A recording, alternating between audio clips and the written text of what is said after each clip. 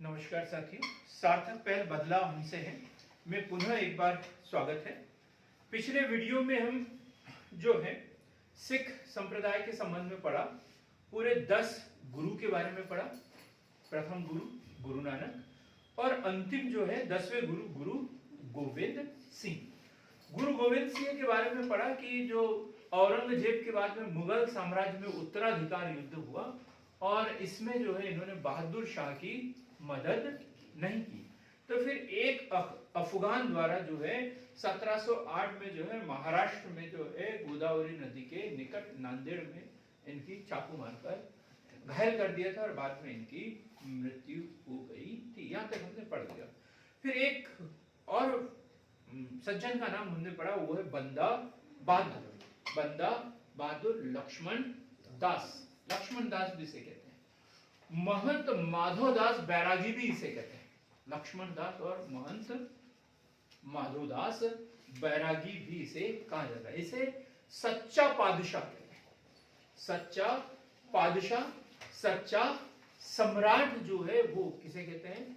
बंदा बहादुर को कहते हैं। और 8 जून 1716 में फर्रुखसियर मुगल बादशाह, उत्तरकालीन मुगल बादशाह फर्रुखसियर ने क्या किया था? इन्होंने मुस्लिम धर्म कबूल नहीं किया तो इनके बेटों सहित इनको मृत्युदंड दे दिया था। ये बोला जाता है कि इनके बेटे का कलेजा निकालकर इनके मुंह में ठूस दिया था। बेटे का कलेजा निकालकर किसने बोला था? ये विक्रमजीत सिंह, इतिहासकार विक्रमजीत सिंह ने ये लिखा हुआ है कि बेटे का कलेजा निकालकर इनके मुंह में ठूस दिया था। इसके बावजूद इन्होंने मुस्लिम धर्म कबूल नहीं किया था। और अभी हम लोग थोड़े से लालच में आते हैं और धर्म बदल देते हैं, क्योंकि हमारा धर्म से कोई लेना देना नहीं है। अभी हम पीएससी की तैयारी कर रहे हैं, लेकिन बता रहा था मैं। अब हम इसके बाद की कहानी पढ़ेंगे कि कैसे जब सिख संप्रदाय जब समाप्त तो हो गया था, इनके राज्य का कहीं अता पता नहीं था, तो पुनः सिख साम्राज्य की स्थापना कैसे हुई है। तो हम बात कर रहे हैं 1739। जी हां, ये वही वर्ष है जब नादिर शाह ने भारत पर आक्रमण किया था। इसने नादिर शाह ने भारत पर आक्रमण किया था। 1739 नादिर शाह का भारत पर आक्रमण। नादिर शाह का भारत पर आक्रमण, और तब सिखों को भारत में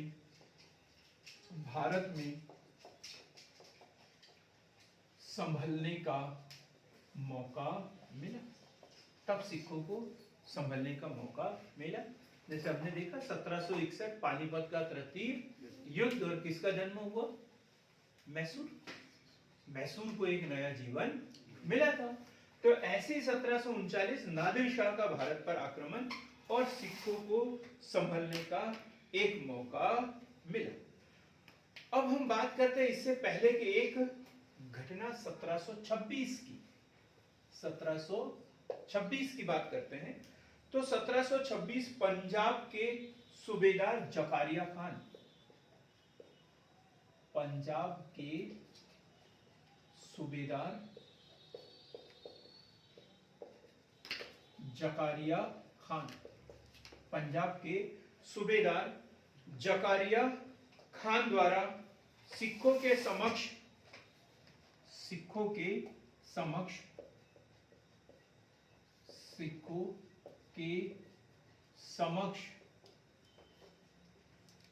जागीरदारी का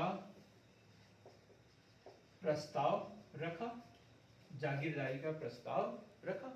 तो किसके द्वारा रखा गया था? जकारिया खान। कौन था जकारिया खान? ये पंजाब का सूबेदार। और उसने सिखों के सामने जागीरदारी का प्रस्ताव रखा कि हम तुम्हें जागीर दे देते हैं, अब तुम इसका लगान वसूल करके हमको देना। ये प्रशासनिक व्यवस्था भी यहाँ की और इस प्रस्ताव के तहत फैजलपुर के, इस प्रस्ताव के तहत फैजलपुर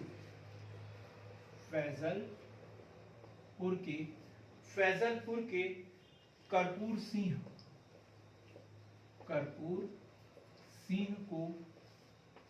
सिंह को सूबेदार नियुक्त किया गया। सूबेदार नहीं,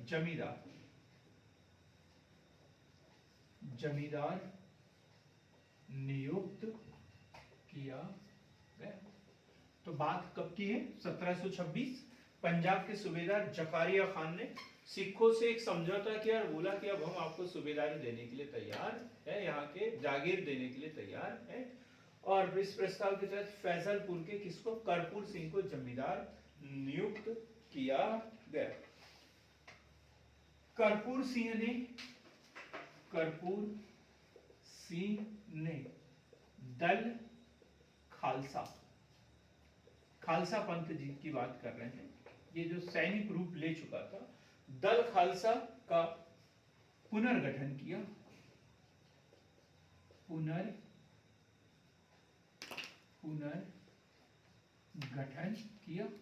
और इसने वही बात की, सेना ये वो फिर से करना शुरू कर दिया। दल खालसा का पुनर्गठन किया।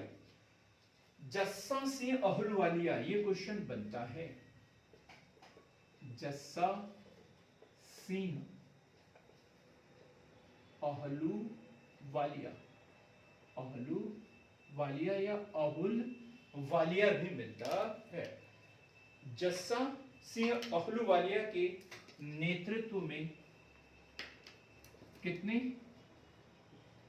नेतृत्व में 12 मिसलों का गठन किया गया। अब क्या हुआ?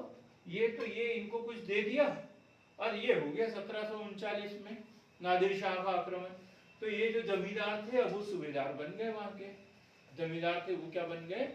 सूबेदार बन गए। मुगलों की पकड़ जो है वो दूर दराज के प्रांतों से छूट गई और ये सूबेदार बन गए।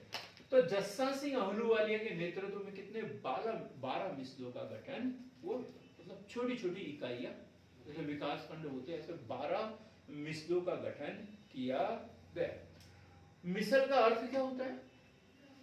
मिसल ये जो है अरबी भाषा का शब्द है, अरबी भाषा का शब्द, और इसका अर्थ होता है गांवों का समूह। तो ऐसे मैंने बताया ना कॉन्सेप्ट है विकास खंड जैसे, ऐसे छोटे छोटे गांवों का समूह। तो कितनी मिसलें, कितने गांवों के समूह बना लिए उन्होंने? 12। जैसे उसमें से कुछ मिसलों के नाम: सुकर चकिया, अहलूवालिया,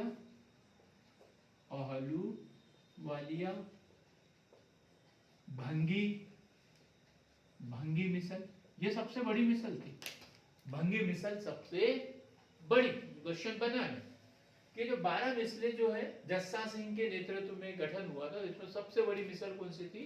भंगी मिसल।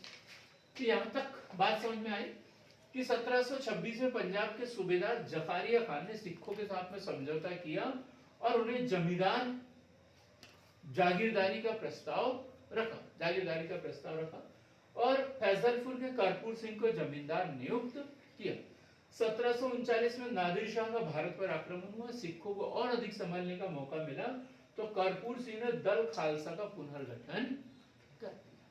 और जब दल खालसा का पुनर्गठन किया तो जस्सा सिंह अहलूवालिया के नेतृत्व में 12 मिसलों का गठन हुआ, जैसे शुकर चकिया, अहलूवालिया, भंगी मिसल आदि। दल खालसा ने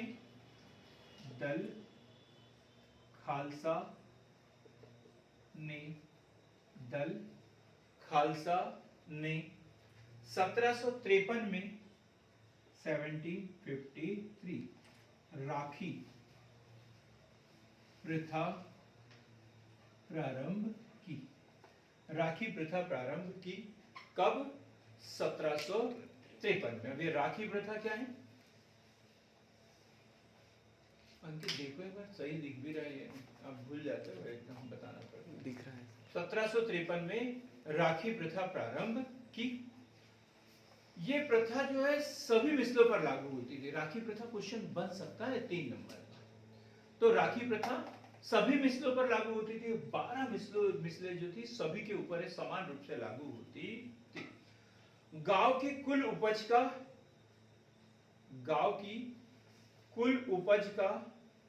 1/5 भाग,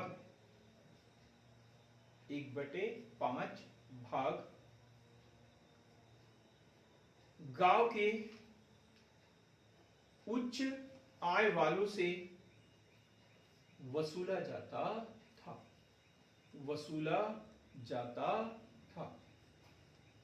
और क्या करते थे इससे? लंगर व पंगत ये चलाते थे कि भाई हमारे यहाँ कोई गरीब कोई अमीर नहीं रहना चाहिए, कोई भूख से नहीं मरना चाहिए।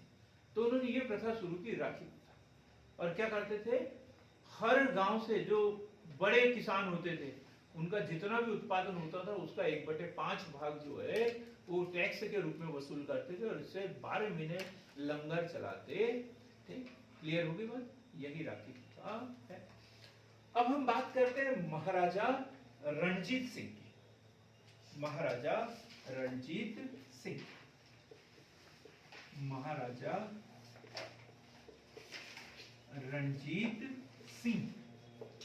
क्या कहानी है इनके विषय में? कि ऐसा बोला जाता है कि इनकी एक आंख फूट गई थी। तो इन्होंने बोला था ईश्वर ने मेरी एक आंख इसलिए फोड़ दी ताकि मैं सभी को समान दृष्टि से देख सकूं। ये रणजीत सिंह के लिए बोला जाता है, सभी को समान दृष्टि से देख सकूं। ऐसा नहीं कि ये सिख है, ये मुस्लिम है, ये हिंदू है, ये अमीर है, ये गरीब है, ये जागीरदार है, तो मैं अलग अलग उनके साथ व्यवहार करूं। नहीं, सबके साथ में एक समान व्यवहार कर सकूं। ये किसके लिए बोला जाता है? महाराजा रणजीत सिंह के विषय में। क्या बोलते हैं इसे? महाराजा रणजीत सिंह को शेर पंजाब, क्या बोला जाता है इन्हें? शेर ए पंजाब। क्या बोला जाता है? शेर ए पंजाब। जन्म कब हुआ इनका? एक सन है हमारे पास में 1780।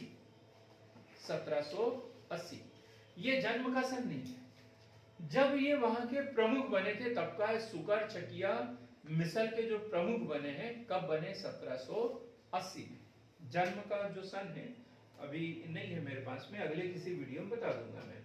शेर ए पंजाब। महासिंह के पुत्र, महासिंह के पुत्र किस मिसल से संबंधित थे? तो सुकर, चकिया। ये क्वेश्चन बार बार पूछा गया है।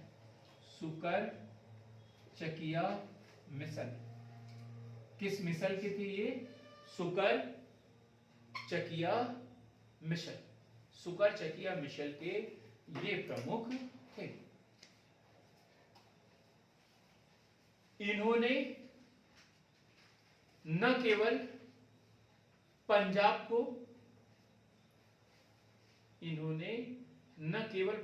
को बल्कि संपूर्ण रावी, चिनाब के मध्य के क्षेत्र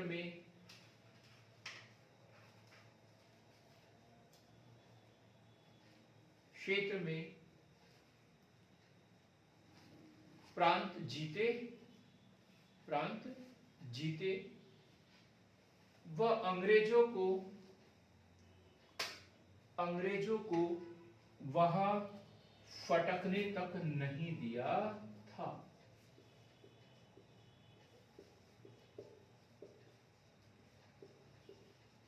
कौन सी नदियों के बीच में बोला मैंने? रावी और चिनाब। रावी और चिनाब नदियों के मध्य के जो क्षेत्र थे इनको जीता इन्होंने, और अंग्रेजों को वहां फटकने भी नहीं दिया था। आधुनिक पंजाब प्रांत का गठन जो है महाराजा रणजीत सिंह के समय में हुआ। आधुनिक पंजाब प्रांत का गठन। अब एक कैरेक्टर आता है इनके समय में, जमान शाह। जमान शाह, कौन? जमान शाह। किसी को पता है जमान शाह के विषय? कौन था जमान शाह? अहमद शाह अब्दाली का उत्तराधिकारी, उसका पुत्र। कौन है जमान शाह? अहमद शाह अब्दाली का पुत्र। अहमद शाह अब्दाली का पुत्र। और अहमद शाह अब्दाली के पुत्र ने ही इसे लाहौर की सूबेदारी सौंपी थी। लाहौर की सूबेदारी सौंपी। क्वेश्चन बनता है कि महाराजा रणजीत सिंह को लाहौर का सूबेदार किसने बनाया था, किसने सौंपी थी? तो अहमद शाह अब्दाली के पुत्र या अहमद शाह अब्दाली के उत्तराधिकारी जमान शाह के द्वारा। जमान शाह के द्वारा उसे लाहौर की सूबेदारी सौंपी थी। जमान शाह की सैन्य सहायता करने के बदले, जमान शाह की सैन्य सहायता करने के बदले साथ में उसे राजा की उपाधि भी दी। राजा की उपाधि। जमान शाह की इन्होंने मदद की, सैनिक सहायता दी, तो जमान शाह ने बदले में क्या किया? इन्हें राजा की उपाधि दी और लाहौर की सूबेदारी भी सौंप दी गई। 1799 की बात कर रहे हैं। 1799, 1799 से 1805। 1799 से 1805 महाराजा रणजीत सिंह ने कई अभियान किए। भंगी मिसल पर अधिकार किया। भंगी मिसल पर अधिकार किया।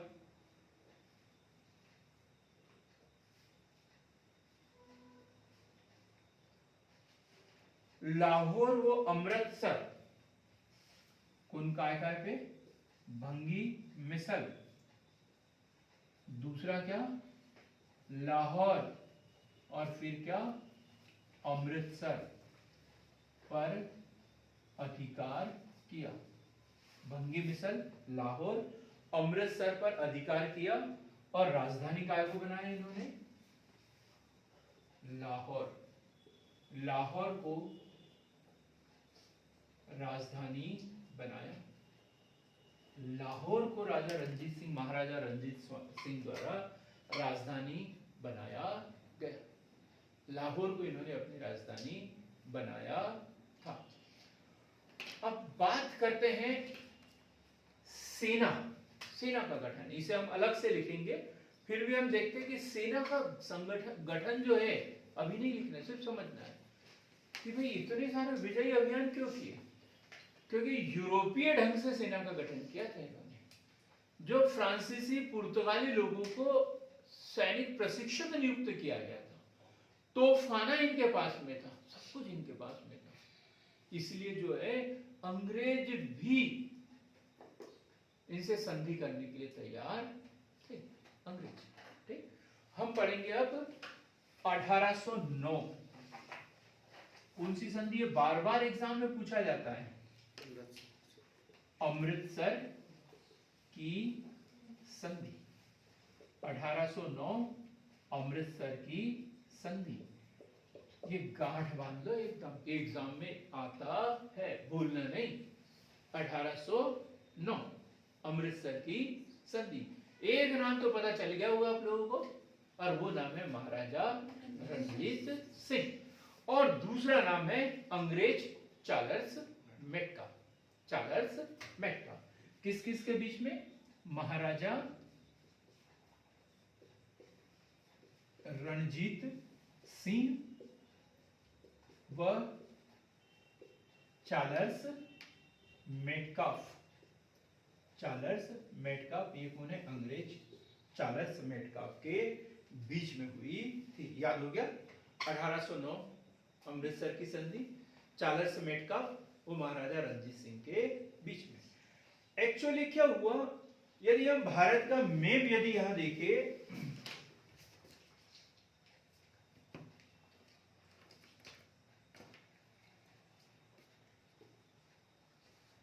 तो ये यहां पर है, ये पाकिस्तान का एरिया पहले वाला, ठीक, यहां, और ये यहां पर है इसका राज्य रणजीत सिंह का, वर्तमान में भी, वर्तमान का पंजाब और जो पाकिस्तान में पंजाब है, ये रावी सतलुज वाला पार्ट या राजा रणजीत सिंह का राज्य, और यहां पर है गजनी वगैरह, ठीक, और इस पर अधिकार करना है किसको?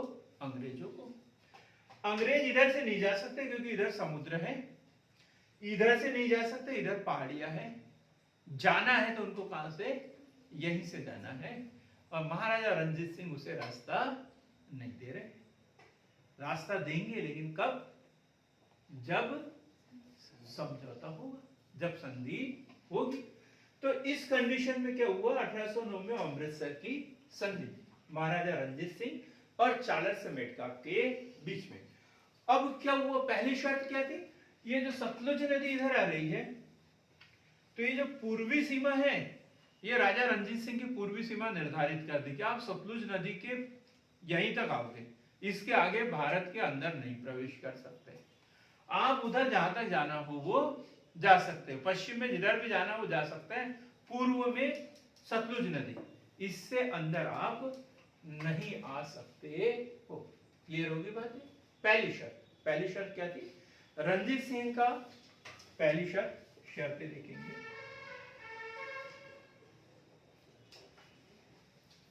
रणजीत सिंह का साम्राज्य विस्तार